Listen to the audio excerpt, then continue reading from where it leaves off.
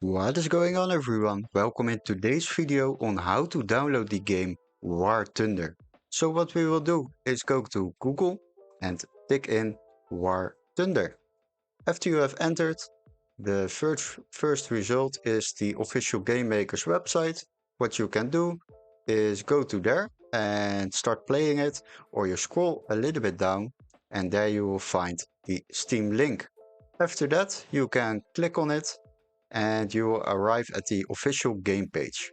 So what you can do is check out the videos, check out some screenshots about this game and read some information. Definitely don't forget to check out the game requirements before downloading this game. And once you have decided to download this game, you can play it completely free on your PC by clicking this button Play Game. Once you have clicked that button, you can install Steam if you don't have it. If you have Steam, then click No, I need Steam. So hopefully this video is very helpful and don't forget to like and subscribe, and we would love to see you in our next video. Cheers guys, bye bye.